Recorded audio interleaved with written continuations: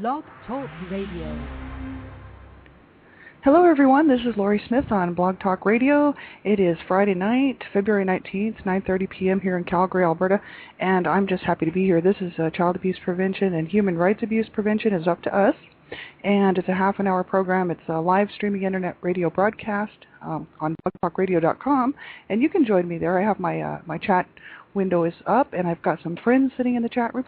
I've got dream catchers for abused children, Elizabeth and I believe Sandra, and lots of friends coming in. That's so wonderful. Thank you so much for being here, and I appreciate everyone who's tuning in tonight, because you could be doing something else or sleeping or whatever. It is late on the East Coast already, so I do appreciate you being here. It makes me very happy, and I just love the support and the friendship and just being able to stand with you and fight against child abuse and promote awareness and prevention and some real proactive work being done. So thank you so much. And we're going to continue on tonight. We're going to talk about, it's a workbook. It's called Survivor to Thriver. I found it on ASCA Support, and that is www.ascasupport.org. And ASCA, Adult Survivors of Child Abuse, is a Morris Center program, and it is it's an international self-help support group program designed specifically for adult survivors of neglect, physical, sexual, and or emotional abuse. And they do have all kinds of, cities host these the self-help support groups. So you can look in your phone book, or you can look online on the web at www.ascasupport.org, and you can see if your city actually is hosting, an actual community-based or provider-based self-help support group, and get involved with these guys. They are all about adult survivors of child abuse, and I just think that the workbook is really great. The website's great, and so I thought we'd cover some of the workbook. We might not do the whole thing. It's 115 pages long, and I've only printed off about the first 50 pages. It's a huge workbook, but some of the stuff in there is really good for people who are survivors of child abuse and who are walking through their healing process. And Survivor to Thriver just sounds good to me. It's all about thriving and finding hope and finding that we can have a good life too, and that we do deserve to have a good life. And so that's what this show is all about tonight. And so I'm not a professional counselor or therapist. This is not a professional show. It's not meant to replace professional therapy, right? I'm just a person who sits on Blog Talk Radio because I really care about people, and I know, there's so many people out there suffering with, the effects, the long-lasting effects of child abuse. And so I thought, why not just, be one more voice out there to say you're not alone, and, that there is help and there's hope, and that's why I'm so glad that you can tune in tonight. And so we're going to get right into that.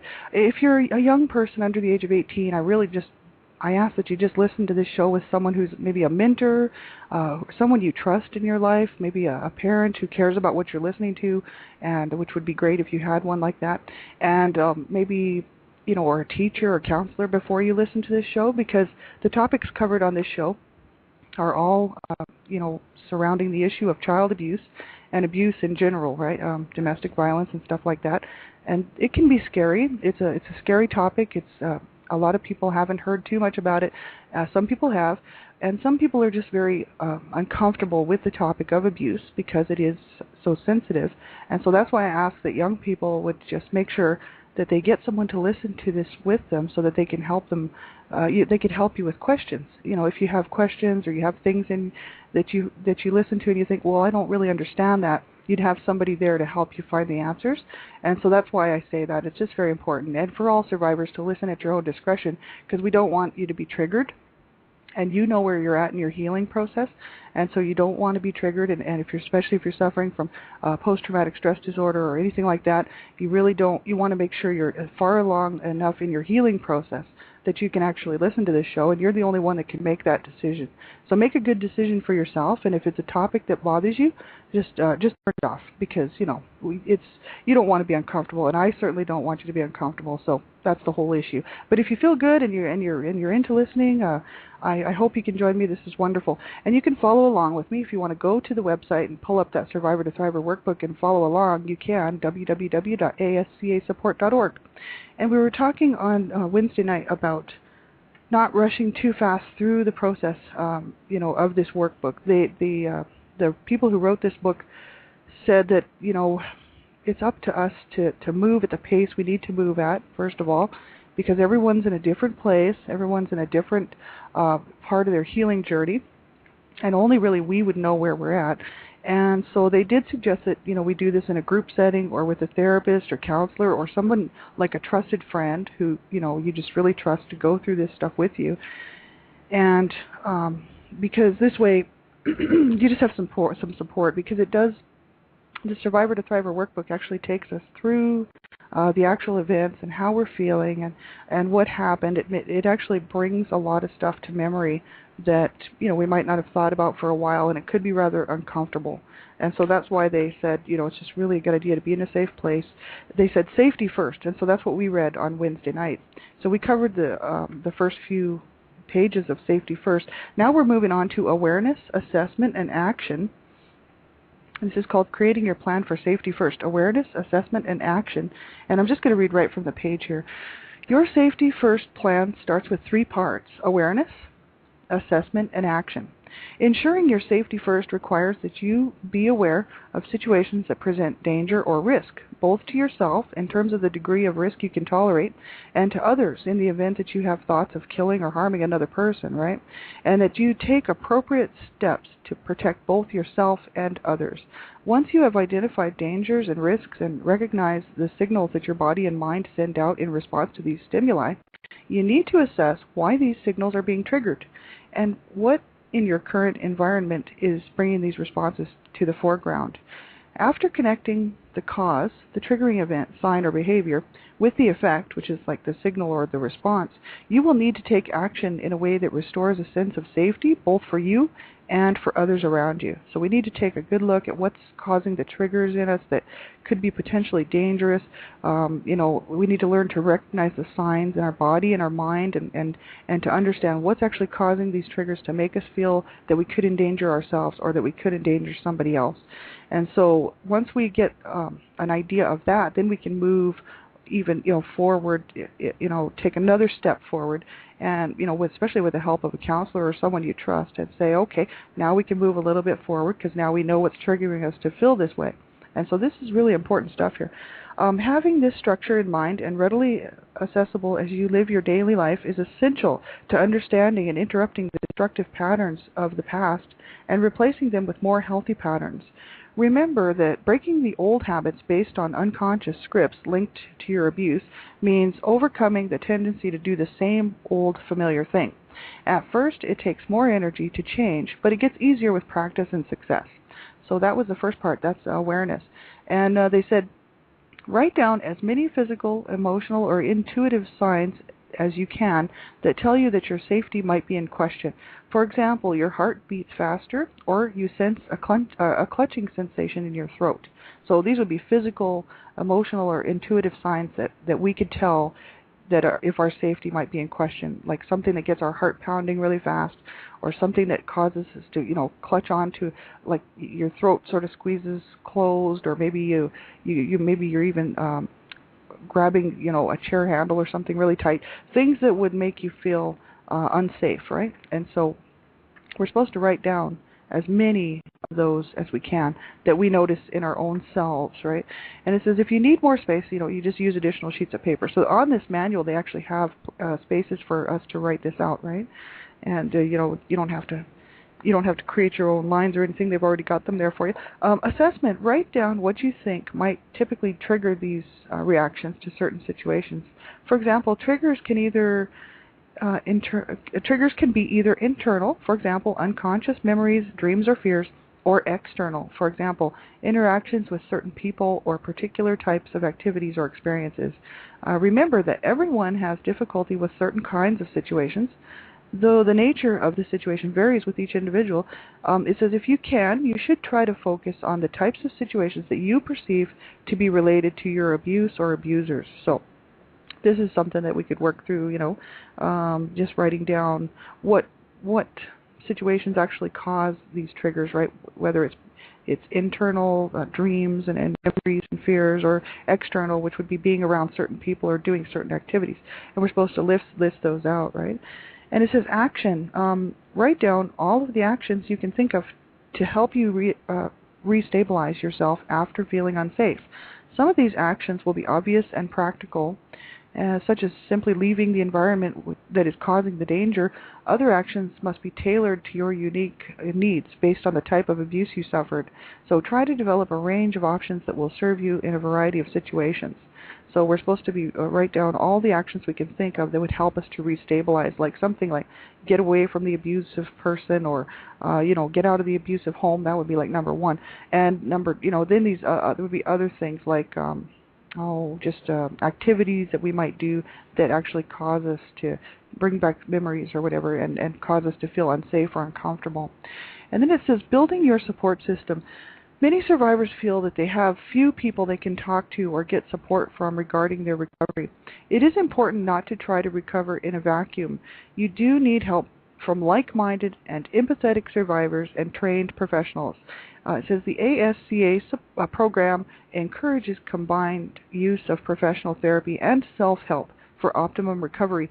We do not share the anti-professional stance of some self-help programs. Learning to trust others and to turn to them for support is a crucial step in recovery. Doing so challenges one of the basic notions that arises from a history of abuse, namely that people are dangerous. And in my case, I know that's so it right there. I didn't trust anybody, and I certainly wouldn't have trusted a counselor or a therapist. I didn't trust my family, and I didn't trust people on the street, so I just didn't trust anyone. And I had a few close friends who I trusted when I was growing up, and that was about it. So even if someone had approached me and said, would you like to talk about it, or is there something I can do to help you, I would have thought they had some underlying issue that they would want to hurt me or use that against me. That was always the issue, right? Until I went public with my blog and I realized that not everyone is out to hurt me, and that I can learn to trust people. I want to be trusted, right? That's a huge issue for me in my life. I want to be trusted, and I want people to think of me as a trustworthy person. And I thought, well, if I want to be trusted, I have to reach out and I have to learn how to trust people. And you still have to use your gut instinct. If someone proves to be untrustworthy, well, then you just know that you just don't hang around with them and you don't have anything to do with them. But if they don't prove that, and they actually are proving that they're trustworthy, and they seem to be these great people in your life, they're not causing you any abuse, they're not harming you, they're just there to support you and back you up. Well, it just seems to me that we could trust them just as we would want them to trust us, right? So I had to learn that. That was not something I learned at home. And it took me a long time. It took me years and years and years, and I wish I would have reached out for support and, got that help a lot earlier in my life, because I wouldn't have suffered along with so many negative feelings towards people. I mean, I was always very friendly, but if someone did me wrong, boy, that was it, because I was not going to put up with any more abuse, right? So I just had a real hard time trusting people, so I didn't make a lot of friends, and I didn't, just didn't develop socially like I should have, right? So, it's taken me years and years and years to go through this stuff, and I just don't want that. I don't want that to happen to anyone, and that's why I say, there's got to be a good, trustworthy counselor or therapist out there who just really wants to help. I know there has to be. I've talked to a few actually not too long ago, and they seem to be really good people to me.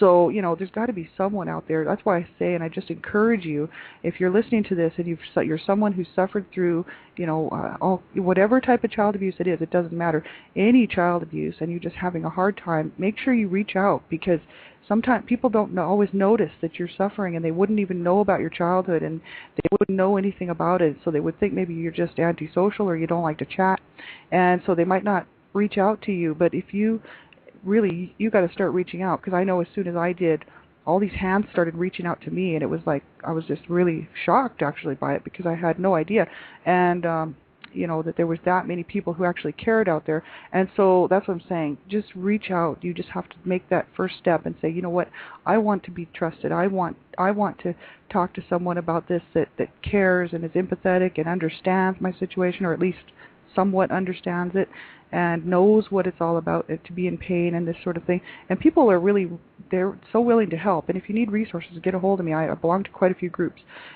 support groups, so it's great.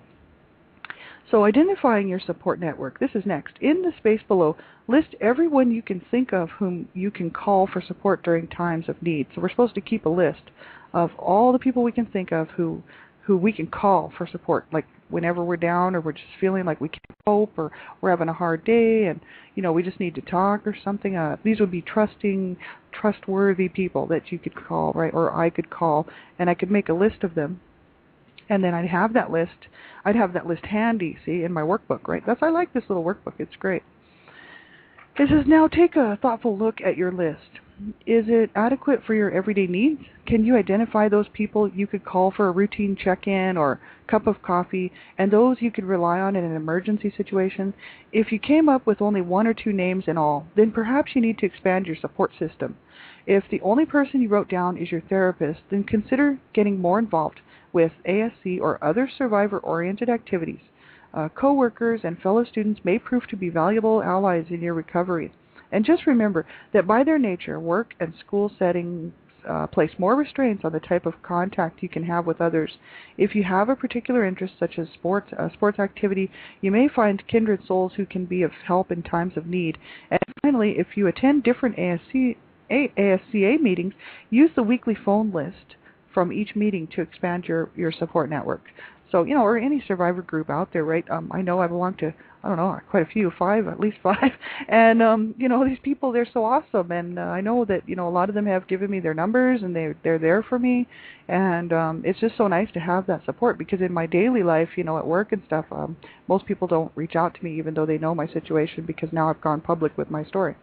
And it's not their fault. They probably don't find the subject very comfortable and they might not know what to say to me. And so even, I can function quite well at work, and most people wouldn't even know what kind of a background I had. So, it helps to have some survivor friends who know where you're coming from and just how we really do need to reach out to each other, and they really all want everyone to succeed and really to have a healthy life. That's the whole issue. Everybody's in search of that is that's finally made it far enough in the healing process, and they can taste it. They're like, yes, I can feel it. It's working. I feel so much better than I used to because I found some people to talk to. And so that's the thing. It's so important. You don't want to suffer in silence. It's not a good way to live at all. ASCA colleagues, it says, use the space below to write down the names and telephone numbers of ASC participants whom you would feel comfortable calling for support. So this is if we were actually attending the ASCA program, a Morris Center program, we would be able to write down our the participants' phone numbers and stuff that we would feel comfortable calling. And but since I'm not in that group, it could just be any number of friends that you could write down who you feel comfortable talking to. Many adult survivors find themselves in relationships that in some way parallel or resemble their childhood abuse scenarios. In some cases, these relationships are actually abusive, if not physically or sexually, then emotionally. Spousal or partner abuse is another behavior linked to childhood abuse.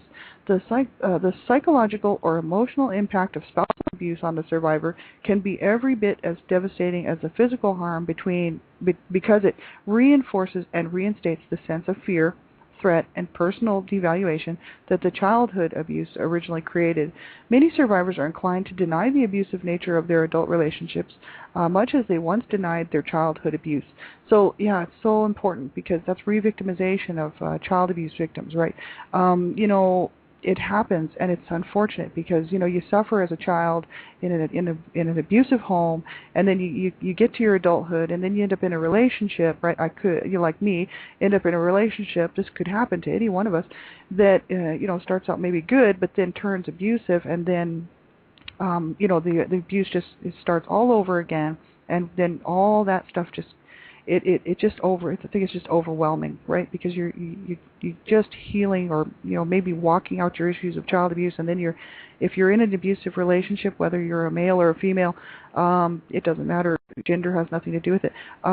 You can then you're going to deal with more abuse as an adult, and I just think that that's so sad because you're already a victim as a child, and children are helpless and really have no way to to get that help that they need unless somebody reports it, and or somebody steps in, and then you end up in an abusive relationship as an adult, and you might think, well, this is all I'm just deemed for, my life is just all about abuse. So, and it just the psychological and emotional impact just drags people down. I know in my mom's case that was probably very much the case because she was abused as a girl, and then she was in a very unhappy marriage with my dad. They were very abusive towards each other, both physically and verbally, emotionally, psychologically, and sexually. So they were just so messed up, and so they it was terrible to see my mom go through that because she spent her whole life just miserable. She had a miserable childhood, and then she went into a marriage that she was so unhappy in, and that's why she took it out on us. And it was just, it was hard, and I've seen it in other people too, and it's very sad. I actually made it a statement. I actually made it a motto in my life that I would not allow anyone to abuse me as an adult, because I said, you know what, no, it ends there, right? I mean, I have the right to say no. No one's going to abuse me because I want to have a good life. And so I think, people really have to take a look at that and make sure that the relationships they're getting into of any kind, even a friendship, I don't allow my friends to abuse me either. I don't allow anybody to abuse me because I don't, it's not right. And I just don't, because of the way I grew up, I thought, no way. I am not going to spend the rest of my life being abused by people. Absolutely not. And so it was a decision I made. It was a very conscious decision. So people in my life that seemed to be abusive or that just weren't there for me, I just kind of cut them loose. And I thought, you know what, I'd rather just have no friends than abusive friends or friends that aren't there for me. And I just thought, no, I want to find good people. I want good people in my life, or people that I can be comfortable around, that are not going to hurt me, and that love me for who I am, right? And my mom never had that. And so, she spent her whole life just miserable, and it's very sad. It happens to all kinds of people, and I know it does. It's unfortunate, to go from a childhood full of abuse into a marriage or, a relationship of any kind, and then more abuse, right? So that's why it's very important to make sure that you get yourself safe. If you're in a domestic violence situation right now, domestic abuse, you want to make sure that you get yourself safe. First of all, if your life is being threatened, you dial the proper police authorities. You dial 911 if your life is being threatened. If your children's lives are being threatened, you make the phone call. It's the only right thing to do. You either get your children out and get them to safety, or you make the phone call, call 911, because you could save a child's life. And if it's your own child, you need to do that. They're counting on you to do it. And if you know someone who's being abused, like if you know a neighbor who's abusing their child, make the phone call. You know what? It's better to make the phone call and be wrong and have it that the child is not being abused than it is to say, oh, well, maybe should I not make the phone call? Make the phone call, because you could save a child's life. It's so important. And we all deserve to have a good life. I study human rights and child rights, and, it's our basic human right to life. And also, it's also included in there to have a good life. And we all deserve to have a good life, whether anybody's told you that or not. So, we do, but we have to push for it. And if you didn't get that opportunity as a child, because if you're grow up abused, you obviously you're not going to be told that. As an adult, you have the right to fight for that good life. And that's what I say, fight to live, fight to have this good life. That's what I decided to do.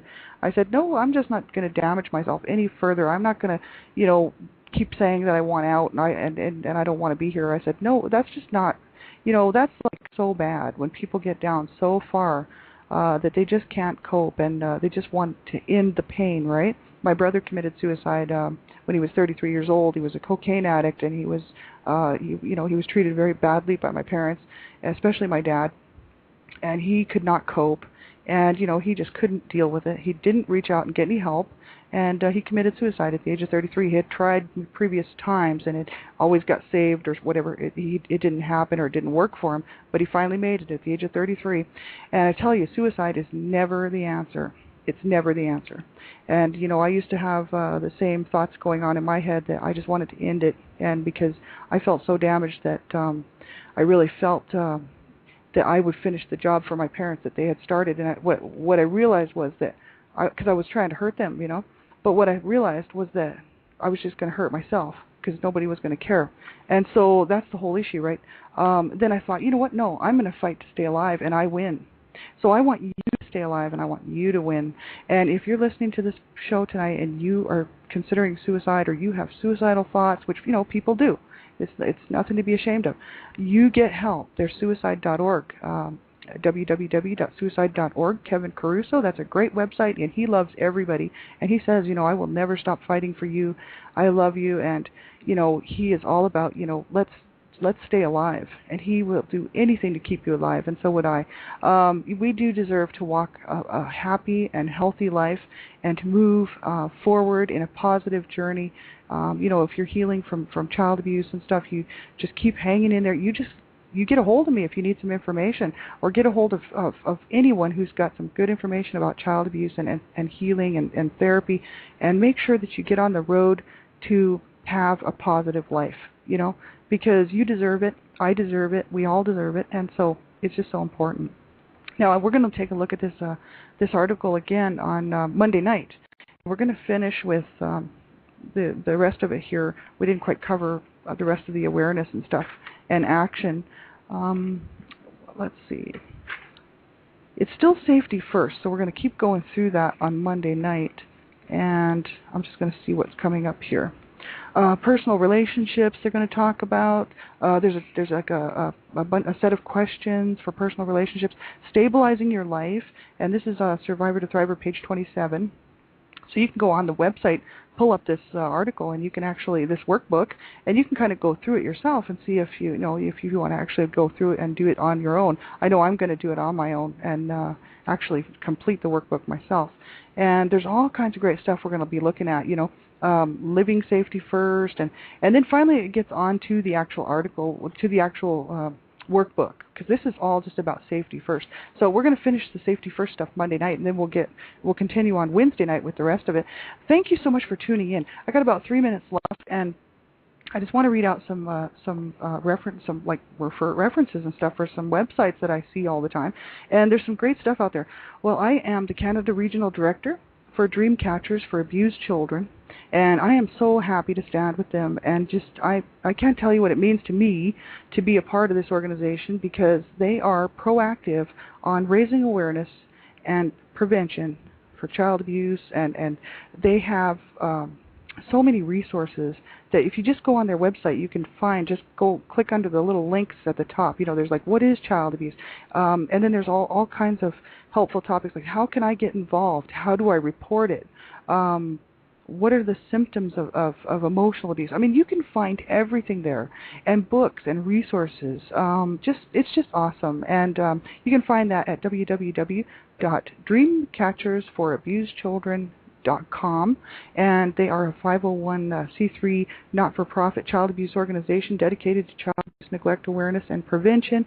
And you can find them on Facebook, Twitter, LinkedIn, YouTube. We have a Dreamcatchers Talk Radio on Blog Talk Radio on Tuesday nights. You want to be sure and tune in for that, and that is www.blogtalkradio.com/Dreamcatchers, and you can catch us Tuesday night, 6:30 p.m. Eastern Standard Time, and I sure hope you can join us. We're going to have all kinds of guests on there eventually.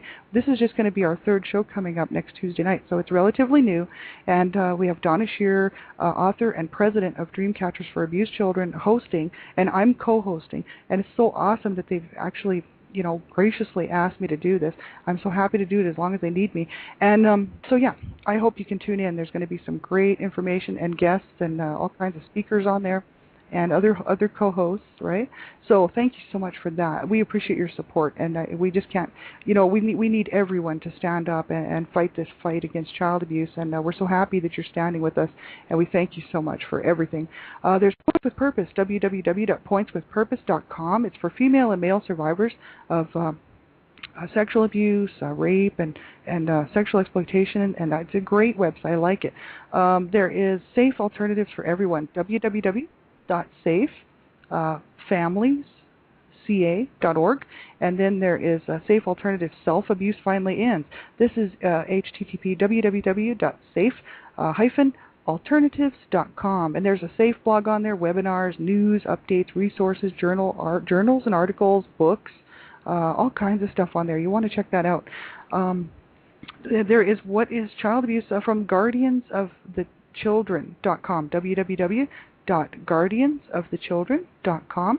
You want to check them out. They're an organization. They have all kinds of organizations down in the States, and they actually work. Their mission is to stop child abuse and help every child that they can. And I love these guys, and they are so great. And the Guardians of the Children, the Long Island chapter, that's GOCLINY.com, is the Long Island, New York chapter. And you want to check their website out. They have some great websites nationally, and they're doing some awesome work for the kids. So thank you so much for joining in. I'll be back on Sunday morning for 2 different shows. You can check my schedule. My heart is with you all. Thank you so much for tuning in. Be safe in everything you do, and take care. Bye-bye.